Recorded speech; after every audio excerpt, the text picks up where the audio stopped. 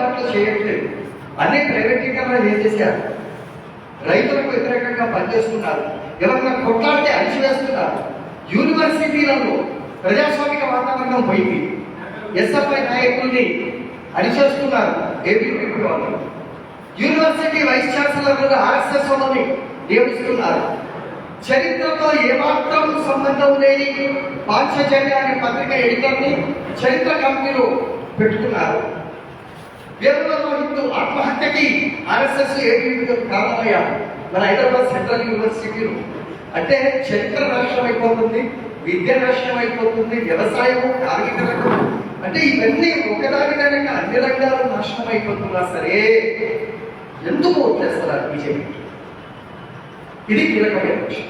పోయిన ఎన్నికల్లో ఎత్తుకేశారు, అంతకు ముందు ఎన్నికల్లో ఎత్తుకేశారు.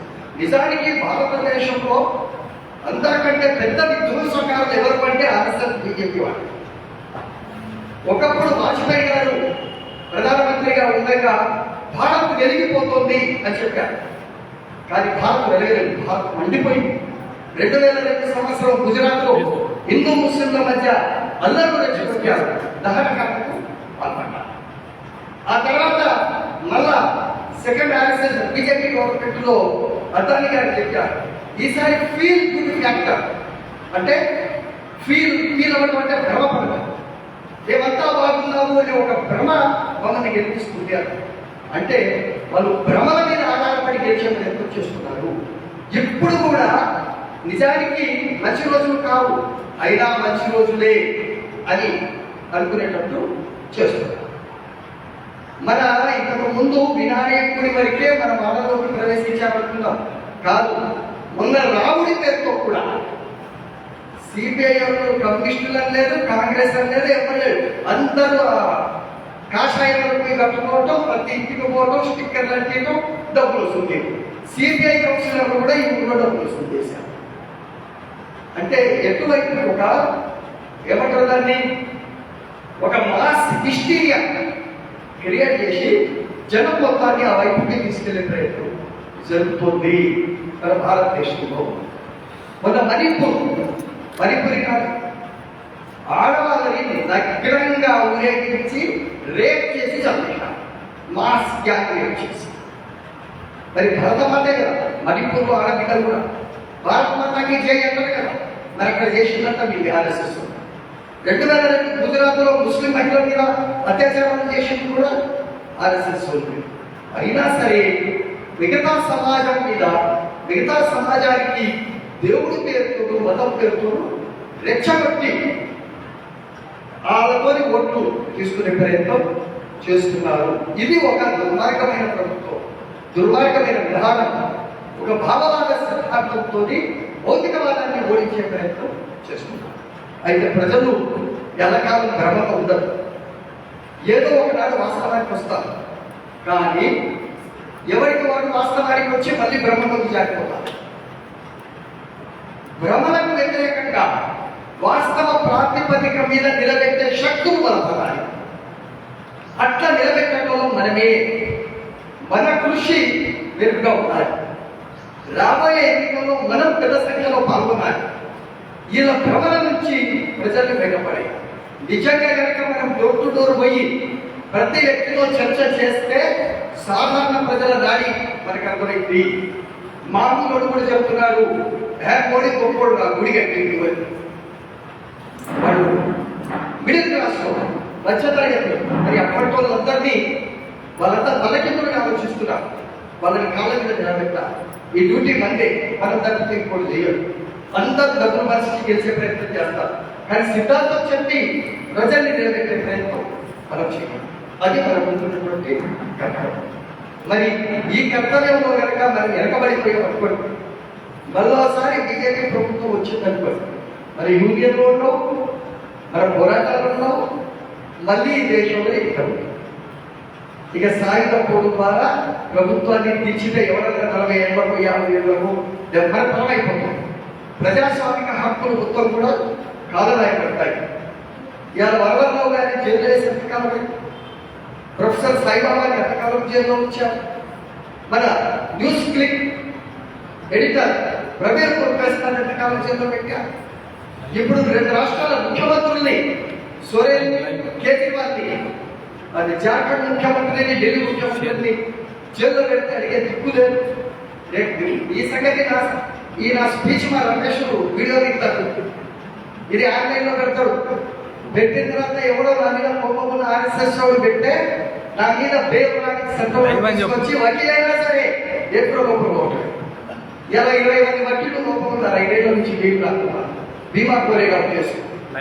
సుధా భరద్వాజు ఇక చాలా లైవ్ వస్తుందా? ఏ కుట్ర చేయి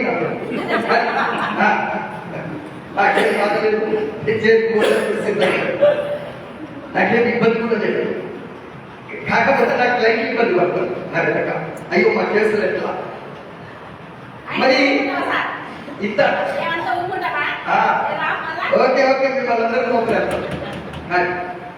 అయితే ఈ రకమైనటువంటి ఒక నియంతృత్వ పరిపాలన, ఇది ఎమర్జెన్సీ కాలంలో మీరు చాలా మందికి తెలుసుకోవచ్చు. నాకు బాగా గుర్తు 1975 నుంచి 77 వరకు సిపిఎం వాళ్ళని, తర్వాత జనసంఘ అంటే ఇప్పుడు బీజేపీగా ఉన్నటువంటి వాళ్ళని, తర్వాత జర్నలిస్టులని, విద్యార్థి సంఘ నాయకులని, ఇవాళ మా సిపిఎం పార్టీ ప్రధాన కార్యదర్శిగా ఉన్నటువంటి సీతారాం యేచూరి, ఇంతకు ముందున్నటువంటి ప్రకాష్ కరత్వాలందరినీ ఇందిరాగాంధీ ఉక్కు పాదం కిందడానికి జైలు. కేరళ ముఖ్యమంత్రి పినరయి విజయన్ని ఇవాళ ముఖ్యమంత్రి, ఆనాడు ఎమ్మెల్యేగా ఉన్నంటే 50 జైలు పెట్టి డబుల్ డిగ్రీ ప్రయోగించారు, కరెంట్ షాక్ ఇచ్చారు, రక్తం వచ్చినట్టు కొట్టారు. ఆయన 50 తర్వాత జైలు నుంచి విడుదలయ్యాక రక్తపు వర్గంలో ఉన్న చొక్కాని కేరళ అసెంబ్లీలో ప్రదర్శించారు. 1977 50 ఏళ్ళు దరిదాపు కావస్తుంది. తిరిగి చరిత్ర పునరావృతం అవుతుంది. అప్పుడు ఒక నియంతృత్వ పాలన మాత్రమే, కానీ వాళ్ళ నియంతృత్వానికి మతోన్మాదము కలగలిసిన ఫాసిస్టు పరిపాలన నడుస్తున్నది. ఇది మన దృష్టిలో పెట్టుకోవాలి. మరి అత్యంత పెద్ద స్కామ్ ప్రపంచంలోనే, చట్టబద్ధ స్కామ్, దొంగతనము అని తెలవకుండా చేసిన దొంగతనం. మీకు తెలుసా ఆ స్కామ్ ఏంటో? బీజేపీ వాళ్ళు చేశారు. ఎన్నికల బాండ్ల స్కామ్. ఎన్నికల బాండ్ల స్కామ్ లో 12,000 కోట్ల రూపాయలు భారతీయ కంపెనీల వారు ఎన్నికల బాండ్ల కింద వివిధ పార్టీలకు ఇచ్చారు. ఎంత ఇచ్చారు? 12,000 కోట్లు. అందులో సగం డబ్బులు 6,000 కోట్ల రూపాయలు ఒక్క బీజేపీకే ఇచ్చారు. అంటే కార్పొరేట్లు ఎవరిని పెంచి పోషించారు? బీజేపీని పెంచి పోషించారు. మరి మిగతా 6,000 కోట్లు ఎవరికి ఇచ్చారు? మిగతా అన్ని పార్టీలకు ఇచ్చారు. 2వ స్థానంలో తృణమూల్ కాంగ్రెస్ ఉంది, 3వ స్థానంలో కాంగ్రెస్ కి 1000 కోట్లు కూడా ఇవ్వాలి. ఇట్లా మరి టీఆర్ఎస్ ఇచ్చారు, తర్వాత తెలుగుదేశానికి ఇచ్చారు, వైఎస్ఆర్సీపీకి ఇచ్చారు, డిఎంకేకి ఇచ్చారు. ఈ రకంగా అన్ని పార్టీలకు ఇచ్చారు. ఎన్నికల బాండ్లు ద్వారా కార్పొరేట్ల దగ్గర డబ్బులు తీసుకోని పార్టీ, మేము తీసుకోమని ప్రకటించిన పార్టీ ఒకే ఒక పార్టీ, అది భారత కమ్యూనిస్టు పార్టీ, మార్క్సిస్టు సిపిఎం. ₹1 కూడా మనం తీసుకోలేదు. ఎందుకు తీసుకోలేదంటే మేము సోషలిజం కోసం పోరాడుతాం. ఈ దేశంలో ఇప్పుడు ఉన్నటువంటి పెట్టుబడిదారీ వ్యవస్థను కూల్చి కార్మిక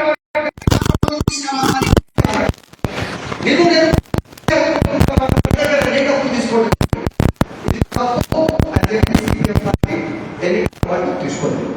ఇప్పుడే కాదు, 20 ఏళ్ళ టాటా ట్రస్ట్ అనే ఒక ట్రస్ట్ నుంచి మనకి 5 కోట్ల రూపాయలు ఫండ్ పంపింది. అప్పుడు ఆ డీడీని అయ్యా మా పట్ల చూసుకుంటున్న సంస్కృతికి ధన్యవాదాలు. కార్పొరేట్ ని, పెట్టుబడిదారుని, నీ దగ్గర డబ్బులు తీసుకోమని, నీ డబ్బులు తీసుకోకపోతే పంపించారు. అట్లా పంపించిన పార్టీ కూడా ఆనాడు సిపిఎం ఒకటే తప్ప ఇంకొక పార్టీ. మరి ఈ ఎన్నికల పార్టీ అనేది ఎట్లా స్కామ్ అనేది ఒక చిన్న విషయం ద్వారా మీకు చెప్తాను. ఇంకో లెక్క చెప్తా. బీజేపీకి 6,000 కోట్ల రూపాయల పన్ను వచ్చింది.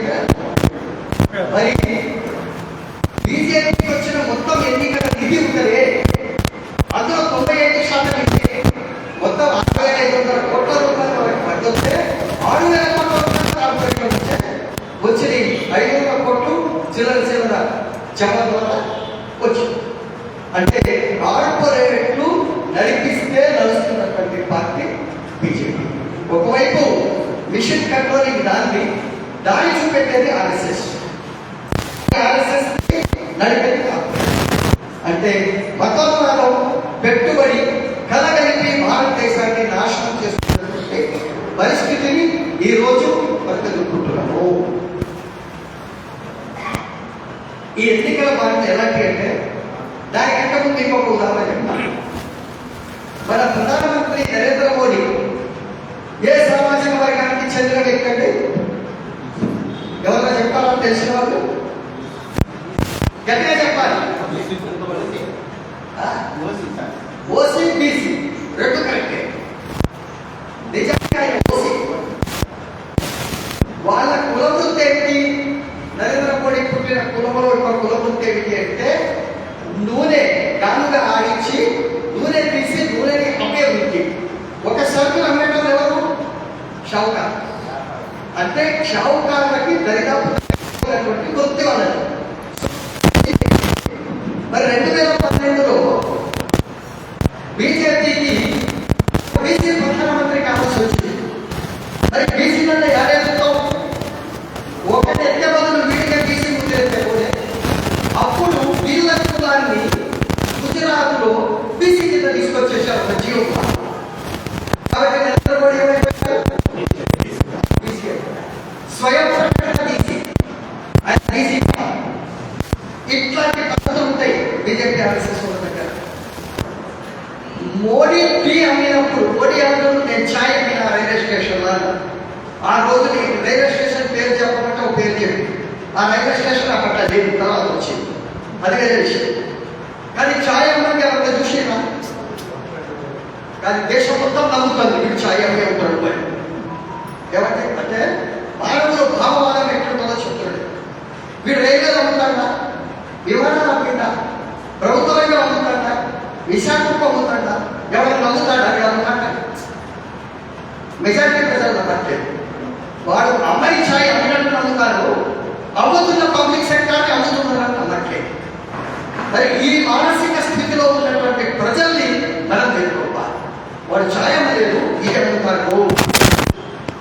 వీడు ఛాయ్ కాదు, వీడు గాయలా కాదు. గాయలా వీడు ఆవును ప్రేమించేటోడా కాదు. నేను చెప్పిన 6,000 కోట్ల రూపాయల ఎన్నికల బాండ్ల 600 కోట్ల రూపాయల ఎన్నికల బాండ్లు బీఫ్ గోమాంసం ఎగుమతి చేసే కంపెనీ తీసుకున్నాను. కాబట్టి వీళ్ళు ఛాయ్ వాళ్ళ కాదు, గాయవాళ్ళ కాదు. అంబానీ అదానీలకి సాలా ఇప్పుడు బొమ్మల దగ్గర దేశ సంపద మొత్తం వాళ్ళకే దోచిపెడుతున్నారు. మరి ఈ ప్రభుత్వం ఇలాంటి పనులు చేస్తుంటే నరేంద్ర మోడీ గారు ఒక మాట చెప్పారు.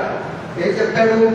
మాకు 400 వస్తాయి ఈసారి, 270 సీట్లు వచ్చేటోడు గెలుస్తాడు. 543 స్థానాలు ఉన్నాయి పార్లమెంట్లో. ఇప్పుడు 350 ఎమ్మెల్యేలకి మాకు 400 వస్తాయి అంటారు. ఎక్కడికైనా వస్తాయి 400. మనం చూద్దాం.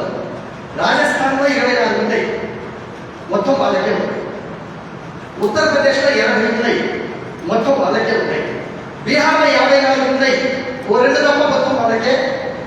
ఎక్కువ సీట్లు ఉన్న రాష్ట్రం. ఇప్పుడు 80 సీట్లున్న యూపీలో 85 అయితే గెలవలేదు కదా. మరి ఎక్కడి నుంచి పెరగాలి? తెలంగాణలో పెరుగుతాయా?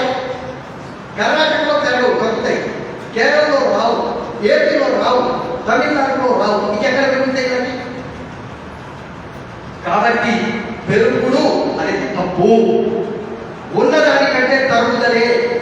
కర్ణాటకలో సీట్లు తగ్గుతాయి, తెలంగాణలో తగ్గుతాయి, ఆ తర్వాత ఉత్తరప్రదేశ్లో తగ్గుతాయి, రాజస్థాన్లో తగ్గుతాయి, బీహార్లో తగ్గుతాయి. ఉన్న సీట్ల కంటే తగ్గుదలే తప్ప పెరుగుదల అనేది లేదు. బీజేపీ ఈసారి స్వతంత్రంగా 270 సీట్ల మెజారిటీ రాదు. ఇదే మీరు రాసిపెట్టు. కానీ కండిషన్ ఏంటి? మనం ఉపన్యాసాలు చెప్పుకొని ఇక్కడి నుంచి ఇంటికెళ్ళి పడుకుంటే కాదు, జనంలో పనిచేయాలి. జనంలో పనిచేసి ప్రచారం చేస్తే రాకుండా ఇవాళ ప్రమాదం ఏంటి? నాకు ఒకటే మైక్ వినిపిస్తాను అన్ని చోట్ల, పువ్వు గుర్తు తాండ్రా విరోధం, ఎక్కడ చూడ 5 మైకే కనిపిస్తాను. కాంగ్రెస్ వాళ్ళు నిన్న ప్రకటించారు, నామనాగేశ్వరం ఎక్కడ ఇంకొడుతున్నాయి అంటే ఇక్కడ కూడా ప్రచారంలో వాళ్ళు ముందున్నారు. యూత్లో కానీ లేదా మధ్యతరగతిలో కానీ వాళ్ళు ముందున్నారు. మనం కార్మిక వర్గాలన్నా కనీసం నిలబెట్టుకోవాల్సినటువంటి అవసరం ఉంటుంది. ఇది మనం గుర్తుపెట్టుకోవాలి. కాబట్టి మన వృత్తులు నిలబడాలన్నా, మన రంగాలు నిలబడాలన్నా, మన ఉపాధి నిలబడాలన్నా, మన జీవితాల్లో మనం మెరుగుదల సాధించాలన్నా, పోరాడటానికి అనువైన వాతావరణం ఉండాలన్నా అక్కడ బీజేపీ ఉండటానికి వీల్లేదు, ఎన్డీఏ ఉండటానికి వీల్లేదు. ప్రతి చిన్న విషయాన్ని ఇంటి పక్కన ఉన్న ఇద్దరికి తగాద పెడుతుంది. ఏదో ముస్లిం క్రిస్టియన్ తగాద పెట్టకుండా ఆర్ఎస్ఎస్ బీజేపీలని మించింది లేదు. కనుక దేశ సంపదను కొంతమందికే పోగేసి ప్రజలందరినీ దరిద్రులుగా చేసి ధరలు పెంచేసి ప్రజాస్వామ్య వాతావరణం లేకుండా చేసినటువంటి బీజేపీని ఓడించడమే ఇవాళ దేశ ప్రజల ముందు, దేశ భక్తుల ముందు ఉన్నటువంటి కర్తవ్యం. సోషలిజాన్ని కోరుకునే మనందరం ముందు ఉన్నటువంటి కర్తవ్యం. కాబట్టి మనమందరం కూడా రేపు రానున్న ఎన్నికల్లో బీజేపీని ఓడించడానికి, ఓడించే శక్తుల్ని గెలిపించడం కోసం కృషి చేయాలని, కృషి చేస్తామని ఆశిస్తూ ఈ అవకాశం నాకు ఇచ్చినందుకు మీ అందరికీ ధన్యవాదాలు. సూచనలు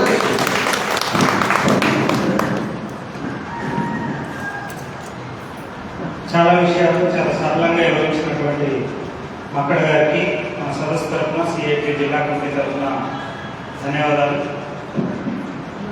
మతం పేరుతో జరిగేటువంటి భావోద్వేగాలను రెచ్చగొట్టేటువంటి ప్రక్రియలో మన కార్మిక వర్గం ఐక్యత చాలా వేగంగా దెబ్బతిరిగిపోతూ ఉంది.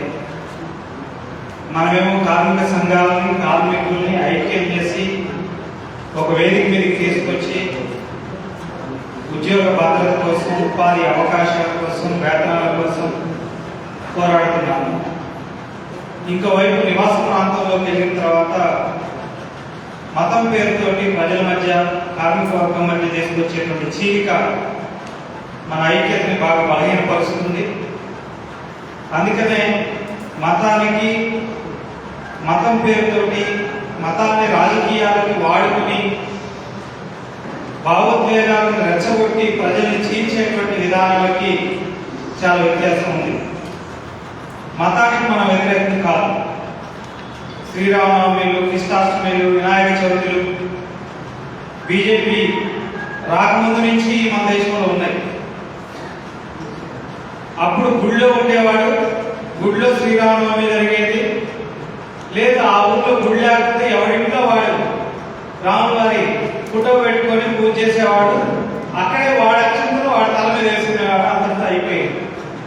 కానీ ఈరోజు గుడిలో ఉండే రాముని రోడ్డు మీదకి పట్టుకొచ్చారు, దానికి రాజకీయాన్ని జోడించారు, దానికి మతాన్ని జోడించారు, విద్వేషాన్ని రెచ్చగొట్టేటువంటి పని జరుగుతుంది. 85% మంది ఆచరించే హిందూ మతము, సాంప్రదాయాలు వీటిని ఇప్పుడు ప్రమాదంలో పడింది అని చెప్పి బీజేపీ చెప్తుంది. మన దేశాన్ని బ్రిటిష్ వాళ్ళు పాలించారు, అంతకుముందు అనేక ముస్లిం రాజులు పాలించారు. కానీ ముస్లింల పాలనలో, బ్రిటిష్ వాళ్ళ పాలనలో లేనటువంటి ప్రమాదం ఇప్పుడు హిందూ మతానికి వచ్చింది అని చెప్పి నేను అతిపెద్ద హిందువుని, హిందువుల కోసమే నా పార్టీ ఉంది, హిందువుల కోసమే బీజేపీ ఉందని చెప్పేటువంటి పార్టీ పాలనలో హిందూ మతం ప్రమాదంలో ఉందని చెప్పేటువంటి ఉద్వేగాల్ని రెచ్చగొట్టేటువంటి పనిచేస్తుంది. కానీ వాస్తవం ఏమిటి అని మనం పరిశీలన చేస్తే ధరల పెరుగుదల వల్ల నష్టపోయిన భారతదేశ ప్రజల్లో మరి 85% మంది హిందువులు కాదా? నిరుద్యోగ సమస్య వల్ల, ఉపాధి అవకాశాలు కుచించుకుపోవడం మూలాన నష్టపోతున్నటువంటి యువత అత్యధిక మంది హిందువులే కదా. ప్రైవేటీకరణ వల్ల ప్రభుత్వ రంగం మొత్తం దెబ్బతిరిగిపోతే ఇప్పుడున్న ఉద్యోగాలకి, భవిష్యత్తు తరానికి ఉద్యోగ ఉపాధికి ప్రక్రియలో నష్టపోయేది ఈ 65% మంది ఉన్నటువంటి హిందూ సమాజానికి సంబంధించినటువంటి ప్రజలు, యువకులే కదా. అంటే మతం అనేటువంటి ముసుగు వేసి మన కళ్ళ మీద ఆ ముసుగు పరిచి మనం ఆ ముసుగు ధరించున్నాం. మన చుట్టూ ఏం జరుగుతుంది అనేటువంటి అర్థం కానటువంటి స్థితిలో ఇవాళ పరిపాలన సాగుతుంది. ప్రజల్లోకి ఈ ప్రమాదాన్ని, దీని యొక్క తీవ్రతని తీసుకెళ్లకుండా ఆ మతం అనేటువంటి ముసుగు మొత్తాన్ని కప్పి ఒక మాయాజాల ప్రపంచాన్ని వల్ల బీజేపీ తన కన్సర్న్లో నడిపిస్తుంది. దానికోసం అత్యాధునిక సాంకేతిక పరిజ్ఞానాన్ని కూడా ఉపయోగించుకుంటుంది, మీడియాను ఉపయోగించుకుంటుంది. మొత్తం మీడియా వాళ్ళ కార్పొరేట్ చేతుల్లో ఉంది, మోడీ చేతుల్లో ఉంది. ఆఖరికి సోషల్ మీడియాలో కూడా మోడీ ప్రభుత్వానికి వ్యతిరేకంగా తన విధానాల్ని, తను చేసిన తప్పుల్ని ప్రశ్నిస్తూ ఒక పోస్ట్ యూట్యూబ్లోనో, ట్విట్టర్లోనో, ఫేస్బుక్లోనో, వాట్సాప్లోనో పెడితే గంటల వ్యవధిలోనే ఆ ట్విట్టర్ అకౌంట్ మీద యాక్షన్ తీసుకునేటట్టుగా, ఫేస్బుక్ని బ్యాన్ చేసేటట్టుగా, వాట్సాప్ని హ్యాక్ చేసేటట్టుగా ఇట్లాంటి నిర్బంధం కూడా వస్తుంది. ఇందాక మక్కడ గారు చెప్పారు, న్యూస్ వీక్ ఎడిటర్ ప్రవీణ్ పుస్కాయ ఆయన మోడీ ప్రభుత్వం యొక్క అవినీతిని, అక్రమాలని ఏ రకంగా ఎక్కడెక్కడ చేస్తుందనేటువంటి పరిశోధన చేసి వాటన్నింటినీ వార్తల్ని ప్రచురించినందుకు ఆయన మీద కక్ష సాధింపు చర్య కింద కేసు పెట్టారు. ఇప్పుడు ఎన్నికల బాండ్లు ఉన్నాయి, ఇది ఒక పెద్ద అవినీతి. ఎవరికి డబ్బులు ఇచ్చారు, ఎంత డబ్బులు ఇచ్చారు, ఎందుకు ఇచ్చారు అనేది తెలుసుకోవడానికి అవకాశం లేదు ఎన్నికల బాండ్ల ప్రక్రియలో. ప్రతి పౌరుడు ఓటు హక్కు కలిగినటువంటి వాళ్ళు ఏ రాజకీయ విధానాలను విశ్వసించైనా ఆ రాజకీయ విధానాలకు లోబడి వాళ్ళకి నచ్చిన రాజకీయ పార్టీకి డబ్బులు ఇవ్వచ్చు. కానీ ఇచ్చేవాడు ఎవడో, పుచ్చుకునేవాడు ఎవడో ఇప్పటిదాకా తెలిసే పద్ధతి ఉంది. కానీ మోడీ తెచ్చిన బాండ్ల వల్ల ఇచ్చింది ఎవరో, ఎవరికి ఇచ్చారో తెలియదు. ఇచ్చినవాడు తెలియదు, తీసుకున్నవాడు. అందుకే కదా ఇప్పుడు ఢిల్లీ లిక్కర్ స్కామ్ లో